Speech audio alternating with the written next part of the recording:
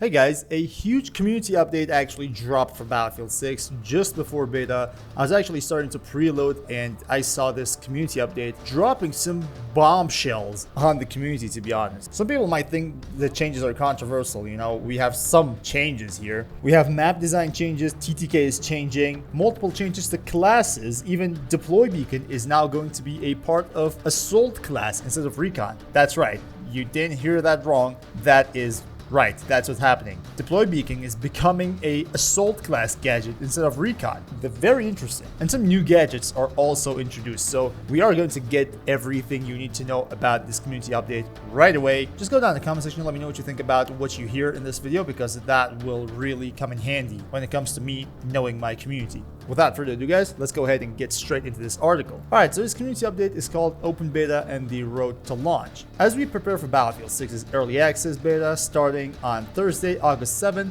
followed by the Open Beta on August 9th, we wanted to take a moment to reflect on our journey so far with Battlefield Labs, how we've adapted your feedback, and what you can expect from future play sessions and gameplay iterations as we prepare for launch. We'll take a brief pause with Battlefield Labs during the open beta. Once concluded, we'll resume the commitment to feedback and continuous improvement through this program. We're proud of the reception that we've seen with Battlefield Labs, and we'll keep monitoring and acting on player feedback and data as we continue our development. So that's very good. It's actually normal for the Battlefield Labs to get a small pause when open beta is live, because feedback is coming in a very bigger scale, and then they're going to resume Battlefield Labs and start gathering data from smaller groups of people. So now let's go ahead and take a look at the changes made for beta. First of all, we're going to start with closed versus open weapons. We recently shared our goal to connect both new and veteran players to Battlefield experience. There have been ongoing discussions about previous class systems, including interest in reintroducing closed weapons to classes as a playlist option. To support different playstyles, we're developing functionality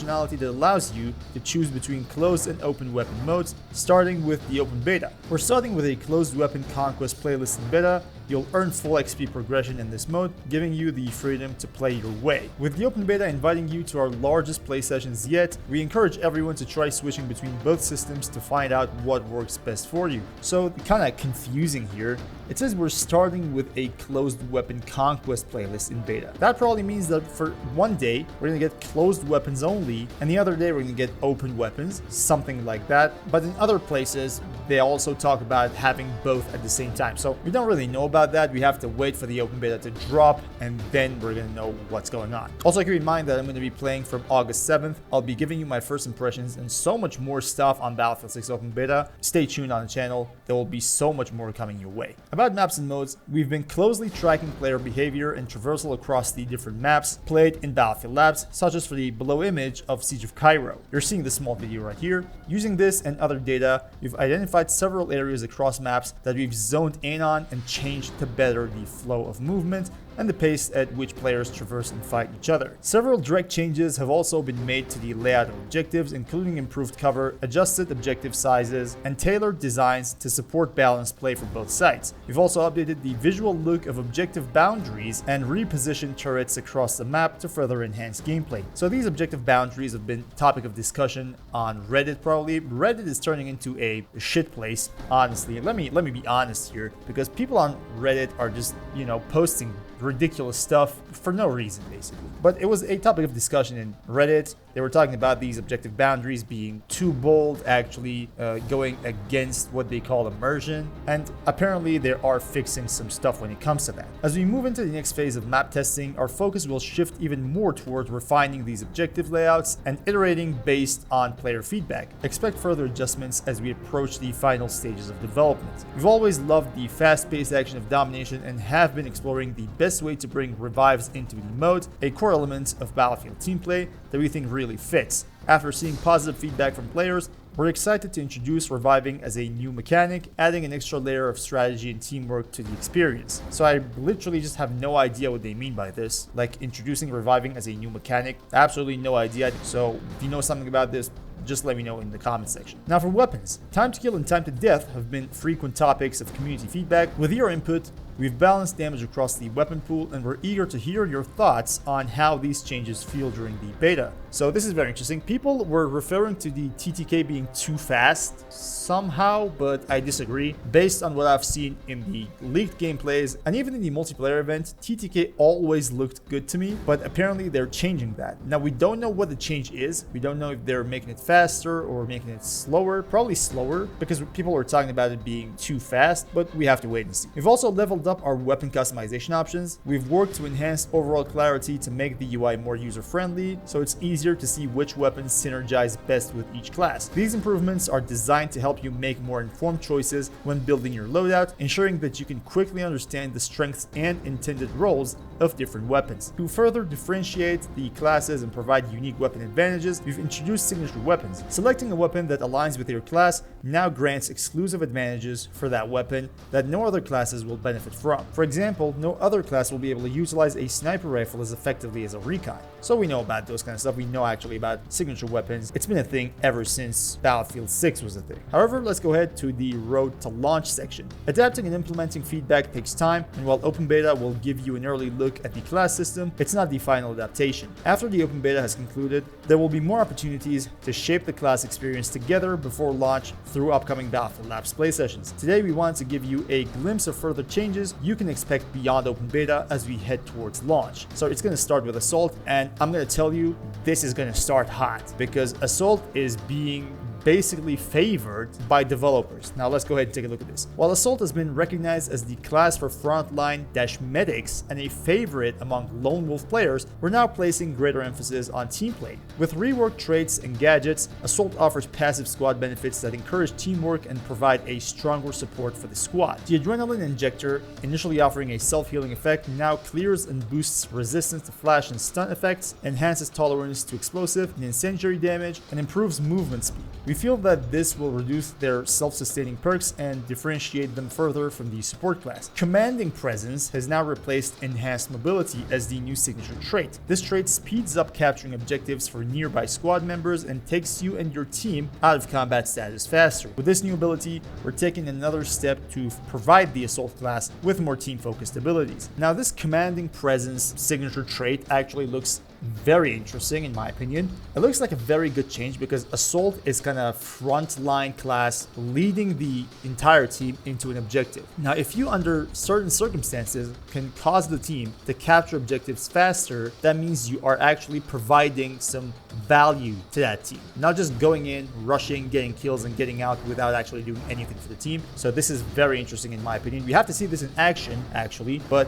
on paper this looks very promising. We're also making a substantial change to the gadget pool of the Assault class. Now this is very interesting. Take a look at this. We've renamed the spawn beacon to deploy beacon, and it's now part of the Assault class gadget pool instead of recon. Now this is something very, very odd when it comes to it, because this might actually take the entire concept of recon to another road, like something that Battlefield has never seen before. This is very interesting, but take a look at this before I tell you what I think about this. Although the deploy beacon has traditionally been a staple of the recon class, it hasn't been without its challenges, often being used by solo snipers to redeploy in hard to reach places. By moving it to the Assault class, we're intentionally redefining it as a team play tool for frontline flanking and coordinating squad movement. The deploy beacon has a finite number of uses per squad, this is very important, per squad, and will self-destruct if the Assault player spawns back on it, making it a tactical and limited resource rather than a persistent advantage. We believe this addresses concerns around Assault being too focused on solo play. Now, this is very, very interesting. This might really sound controversial to some people, and I see where those people are coming from. You know, you want your things to be as they were before, you don't want unnecessary changes, but hear me out on this, okay?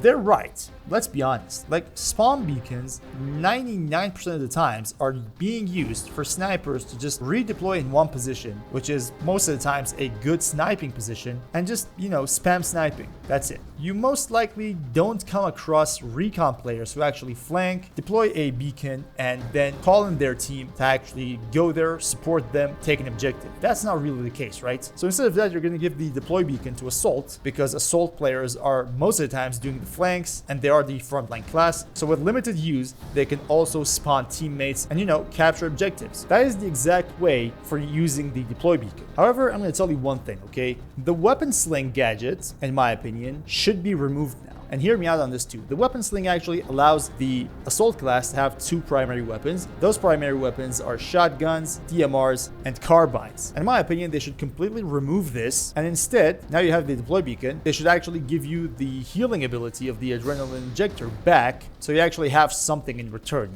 In my opinion, that's going to be a better approach. I'm completely against this weapon sling. I'm going to put it to test in just a few days, but on paper, it looks completely overpowered. Just imagine you're having an assault rifle and a DMR. You're basically a one-man army. It's going to be really hard to counter an assault plane like that. So that can also be some approach to it. Let's move on. A completely new gadget is being introduced as well, the assault ladder. This versatile tool provides squads with access to previously unreachable areas, functioning as either a ladder or ramp depending on deployment angle. As a powerful team play gadget, it enables assault players to lead not just their squad, but their entire team over obstacles, gain height advantages, or surprise the enemy in new ways. So that's about assault. Very interesting changes in my opinion. At least on paper, they look promising. Believe me, I'm not really into changes when it comes to it, but this deploy beacon thing, in my opinion, just looks promising and kind of makes sense. Moving on to engineer, we're pleased to hear balanced feedback on the engineer class, especially in terms of their core role in vehicle gameplay and explosives. We're eager to learn more about how well the engineering gadget pool supports and destroys vehicles and how effective engineers feel in direct combat. We'll be closely monitoring their toolkit's performance in large-scale battles and are keen to hear your thoughts on whether playing as an engineer feels impactful and rewarding. For support, we've received generally positive feedback regarding support, and we're actively evaluating a few key areas for improvement. We're focusing on the refresh rate of supply crates and how will the support signature weapon buffs contribute to the flow of the game. We want to ensure that support players feel essential to their squads, both in keeping teammates supplied and in boosting overall combat efficiency. And for Recon, we saw the opportunity to strengthen the disinformation and sabotage component of its role. With that in mind, we set out to redefine one of the Recon's training paths by removing Pathfinder and replacing it with Spec Ops, a nod to the stealthy, explosive-focused class last seen in Battlefield 2. This is the path for anyone who wants to take on the stealth function of their squad, providing them insights on troop movements while quietly operating behind enemy lines. And about the entire Spec Ops, here is what you get. Spec Ops Level 0, your base class training available from the start and allows quieter takedowns, crouch, and prone movement. Spec Ops Level 1 spots nearby enemy gadgets except when sprinting. And Spec Ops Level 2, going prone takes you out of combat much faster and removes the spot on self. In addition, the Recon class features an active ability at level 3 that lets you call in a UAV to a marked position for passive spotting, further enhancing your squad's situational awareness. So that is a level 3 that is common in between all of the Recon's training paths. Together with the Recon signature trait, aim spotting, which automatically spots enemies while you're aiming down sights, you'll be fully equipped to play out the intelligence and counterintelligence role to its full potential. So very interesting changes when it comes to Recon as well. The Spec Ops training path looks interesting in my opinion. It's more balanced. Honestly, it's going to give you some advantages over a lot of your enemies, especially with the level 0. In my opinion, the level 0 is one of the most important levels of this. Quieter takedowns, crouch and prone movement. Well, prone movement is probably something that really nobody cares about in Battlefield games, but having a quieter crouch movement is very interesting. Also, your takedowns are going to be quieter, which is going to be also very interesting. Now moving on to what's next. Open Beta is your chance to jump in, share your feedback, and help shape the future of Battlefield 6. We'll return after Open Beta with learnings from the play sessions and an overview of further changes we're making on the road towards launch. So this actually confirms that after the Open Beta, we are going to get another article actually giving us insights from the Open Beta. They are probably going to talk about how open versus class system works and people's feedback on those two different class approaches. They are probably going to give us some insight of the percentage of players who actually prefer playing closed versus open. That's going to be also very interesting. So in general, in my opinion, this was a very interesting community update right before the open beta. Very interesting changes. In my opinion, the deploy beacon might sound wild, but is actually very interesting when it comes to it and might actually work in favor of recons as well, because then it forces recons to actually play more carefully, because they don't have a spawn beacon anymore. It forces them to actually play more intelligently, not just camping in one place, sniping for no reason, actually giving no benefit to the team. And on the other hand, it actually gives meaning to one of the main roles of Assault class, which is flanking, and actually going into the front line to open a path for their teammates. Very interesting in my opinion. So I hope you guys enjoyed and hope this video was helpful, somewhat informative. Make sure to go down in the comment section, let me know what you think about the update. Let me know what you think about all the changes, especially the deploy beacon, which is now going to Assault class. I want to know what your thoughts on that is. So thank you all guys for watching, and until next time guys, stay cool.